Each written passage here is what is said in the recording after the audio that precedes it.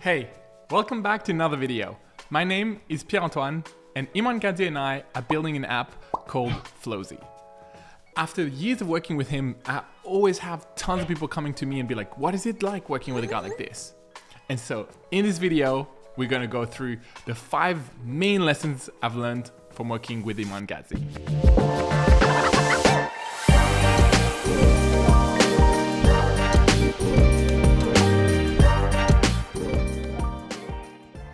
Okay, so let's get right into it. The first thing is resilience. Everyone thinks of the concept of overnight success, but truly the main thing that you can take away from looking at a guy like him is just the power of resilience and just keep doing the same thing over and over. Things don't just work after posting 1 or 2 YouTube videos or sending 10, 20 different emails.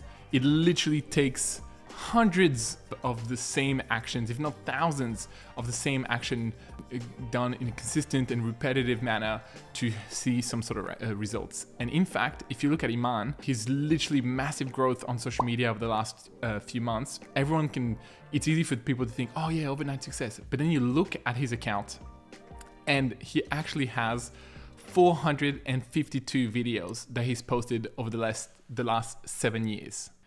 That is literally 64.5 videos per year. That's more than 1 a week. That's just insane. I'm trying to make those videos and I can tell you how hard it is to actually come up with an idea, sit down, set all the lighting up, get a team to edit it, get a team to come up with ideas. It's literally insane. And for the first few years, Iman was doing that all by himself. So the main takeaway for me is just things appear to be simple from the outside, but truly what sets apart people like him than the rest is literally just resilience. Knowing that it's just keep doing the same thing over and over for long enough and just stopping. That truly is the first and almost most important thing I've learned after working with him. When we first started, I wanted to go so fast. I wanted to do different things with him. And he was just like, literally slow down. We'll have time. This is not something we need to just quickly do and get rid of it. This is a real business, resilience, take it slow, but keep at it every single day, be consistent, build that resilience and things will be okay. So here the lesson is keep going, measure, learn, iterate, and just continue. Do this over and over and I can pretty much guarantee that whatever you're doing will work, because if you kind of measure and you see what is working, what isn't, then you can start applying new lessons. And if you actually apply those lessons and if you actually fix things, then you'll slowly go in the right direction. So resilience is the main thing that separates the average person to people that have actually done amounted to any sort of great things. So resilience, that's number 1. The second thing I've learned from him is just focus. Focus is literally, again, one of the most important things. For all of us, shiny object syndrome is a real thing. See this idea and this other idea and this other thing and you try and do it all. And I've definitely been guilty of that. In my early 20s, I've tried to launch a number of different businesses and I would say yes to so many different things. Not to say that you shouldn't try to do different things. In fact, I would highly encourage you to do as many things as possible early on, but then focusing. When you're trying one thing, just try the one thing and then try that for a sustained amount of time and then you'll see. So something that really surprised me when I first met him is I had just so many different ideas for him that he could do to easily make money. And I was like, why don't you do agency roll-ups and why don't you do this thing and this other thing? And he would just simply say, it's not the time. It's not the time. So it's not to say that he wasn't going to do it. And in fact, a lot of those things he's doing now and he's crushing with it. But at the time, he just needed to have that one single focus, which was essentially building this educational platform all the way up to where it is today, which is insane. But that was the only single focus thing that he needed. And then once you've made it, then the focus shifts to actually finding people that can go and actually do all the other things that you actually want to do. So working with Iman, that was definitely something I was impressed right at the beginning. Actually, we're going to show you a little graph, which I thought is kind of interesting, where you start. And then Each little section is a unit of time that you spend on working on something. So for example, if you focus on the same task and you've got 10 units of time, you'll see that they keep getting bigger and longer, that bar. Whereas if you now start focusing on different things, one is doing this other thing there, then you'll start seeing that it actually, you go a little bit in this direction, a little bit in this direction, a little bit in this other direction. And when you put the two next to each other, there's no question, right? As you can see, one you've gone so much further, and the other one you've just kind of essentially gone in all different directions but haven't really gone anywhere. So that's it. Focus, extremely important. And that's something that really struck me when I first met him. Okay, and the third thing that I've learned from working with him and seeing him operate over the last few years is just the concept of do hard things often. He essentially operates on the basis that hard things and difficult things is just part of life. It will happen. You will have some issues. That's just the absolute norm, right? In whatever you want to do, things are going to get hard. So essentially, if you just get good at doing hard things, if you just get good at overcoming, challenges and not only actual big challenges, but mainly yourself, right? The biggest obstacle that we all face is just ourselves not wanting to do what we set out to do. And you say you're going to do 30 days of cold showers. How often have you said that to yourself and then actually not follow through? You said you're not going to eat sugar for 30 days. All of these different things, they're all great, but we know how easy it is for your little voice inside your head to be like, oh, don't worry, you'll start tomorrow, or you'll start next week. So this is something that, again, working with him, you just get reminded of this on a daily basis. And again, I've implemented that in my life, and it sucks, but then it's this muscle that you keep building and growing and all of that. The more hard things you do, the easier it gets when shit hits the fan. Yes, Iman in that regard is insane. He really focuses on three things: his mind, his body, and his spirituality. So every single day he tries to do something that essentially helps him grow. And he knows that in order to do this, he just needs to get outside of his comfort zone. And actually I had a conversation with him, and it's funny because again, at the beginning, it's easy to do all of those hard things, hustling, you're doing all of that. But as you progress and as the money comes in and as success comes in, well, then you have less of an incentive to do that. So then you're like, why would I even want to do this? And so for him, he's like, okay, well, this is when I can actually see I need to go and double down and do things. So I spent a week with Iman in Dubai. And again, it's so funny because you hear all those people saying crazy morning routine, blah, blah, blah. And you don't even know if that's something that they truly do on a daily basis. Whereas with him, it's just insane. Every single day, he does something that you just like, what do you mean? Why are you doing this? And just this consistency.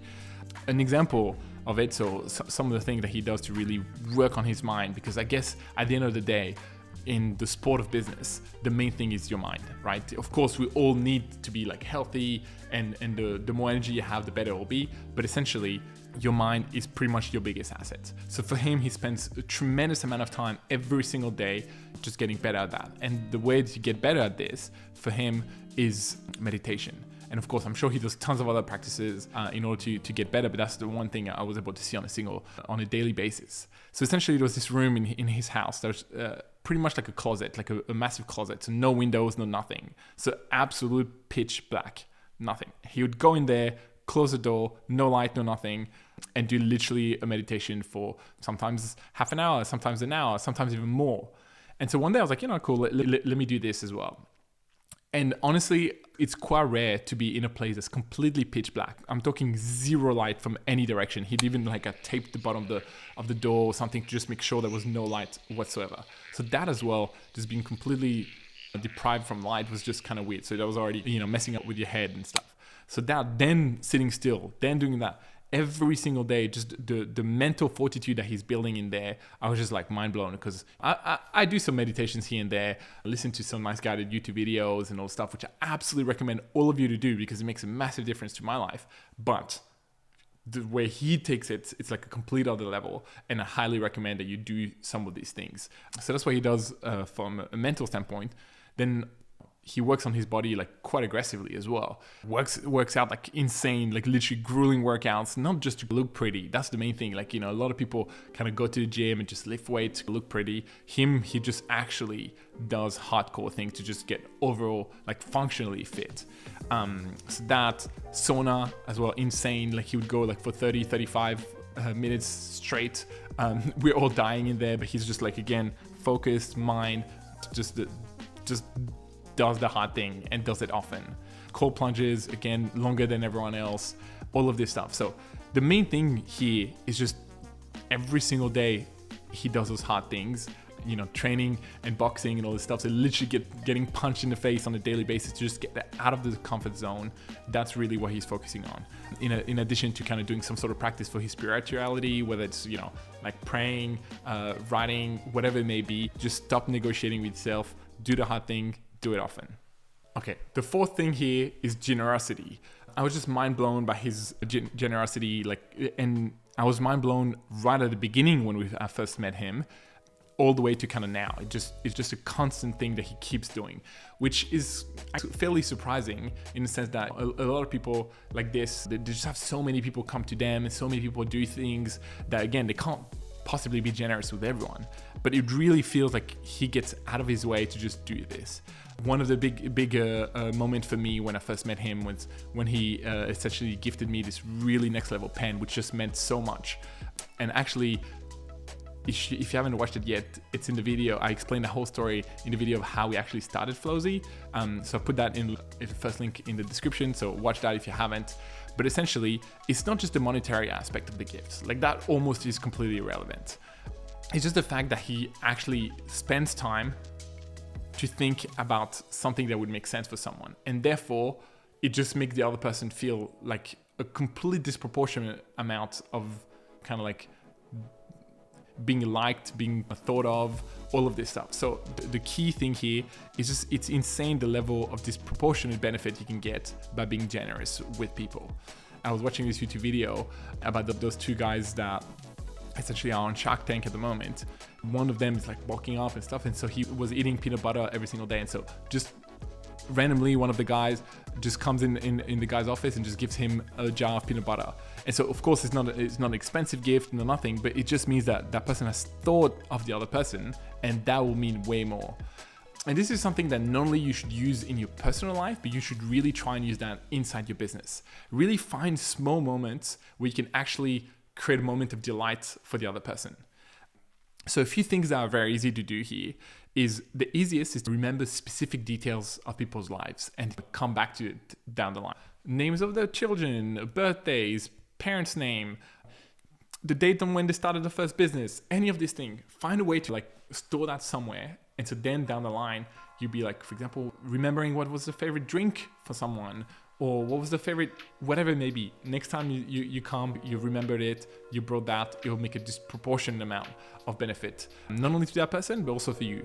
And you should get good at it, because a lot of us kind of get into that rhythm of like, oh yeah, but I'm so busy, I don't have time to do this, or damn, I didn't have time to buy a gift, damn, I didn't have time to write a card. But actually, again, this is something that he's worked at and does it on a consistent basis, that again, every single time he comes and does something impressive.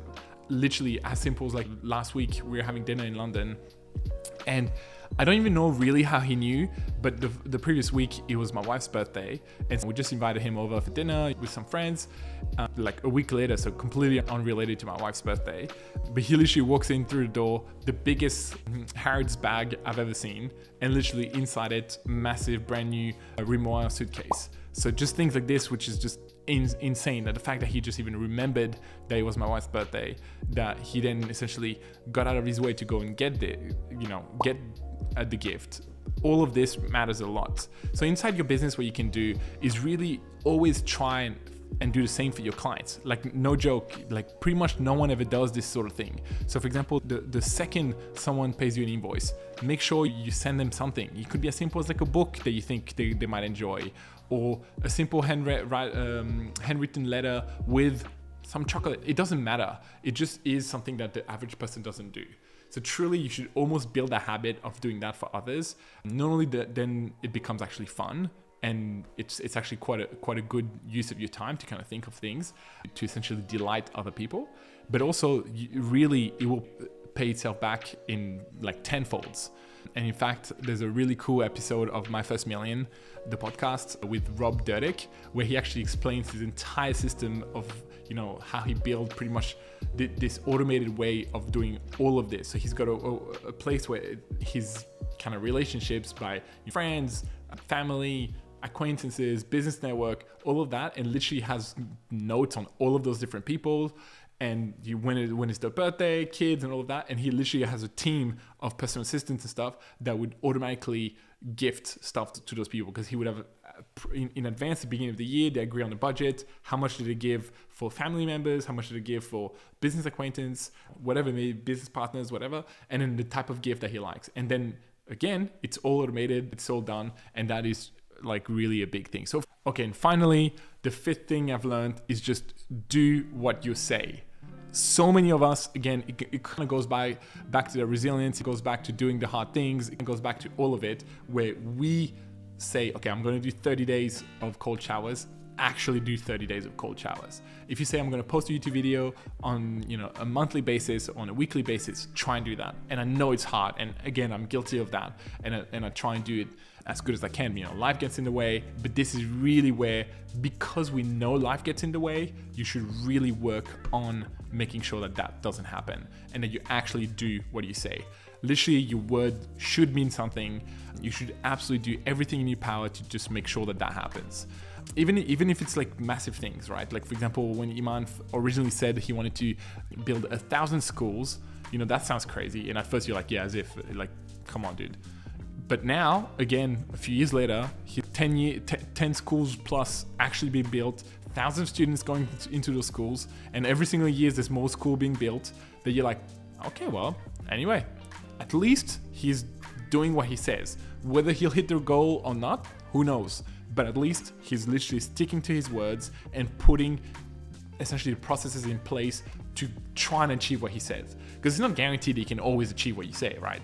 But at least if you do what you're meant to do in order to achieve it, that's really what is the biggest difference. So for me, I know I want to grow my network. I want to be able to be connected with other software founders and all of that. And that's one of the main reasons that I'm like, okay, cool, let me do YouTube videos and try and really think about what I can do in order to bring people's value, all of that, and try and do it on a frequent basis, because I know that, again, it won't matter in 2 months, it won't matter in 3 months, but if I do this for long enough, in 2 years, I'll look back and be like, wow, see, again, took my own advice, stayed consistent, did the hard thing on a frequent basis, trying to be generous by sharing as much as I can, taking my own time to share, jumping on calls, doing all of this, try and gift as many cool things to other people. Again, have the mini courses, mini free things inside the software. That's our little version of gifts. As many things like this, and again, do what we say, which is essentially, I'm out here trying to make those videos for a specific purpose. I'm out here trying to build a software that truly changes the life of agency owners and essentially allows them to keep those clients for longer, keep those clients and make them happier. And so every single day I wake up and I work at least a small task towards getting to that goal. It's of course insane to be working close to a guy like this and to see how he operates. Again, it evolves all the time because, there's different seasons in life. Sometimes, season, you've got to, focus really hard on one things, then kind of pare it back, look at it in a bigger picture. And the concept of seasons, it just evolves, right? Sometimes you're just working hard and it's now time to level up. And so it's been very interesting to see him kind of level up and again, grow the team, get better people, make sure that the processes are better, cleaner. And that's essentially what we're out here doing. So again, keep hustling, do what you say, do hard things often, and trust me, things take a while, but they will go in the right direction if you actually do those steps. So again, thanks so much for taking the time to watch this video. If you did get some value, please give it a like and follow. That makes a big difference in terms of the algorithm. So thank you so much. Have a good one. And I can't wait to see you guys in the next video.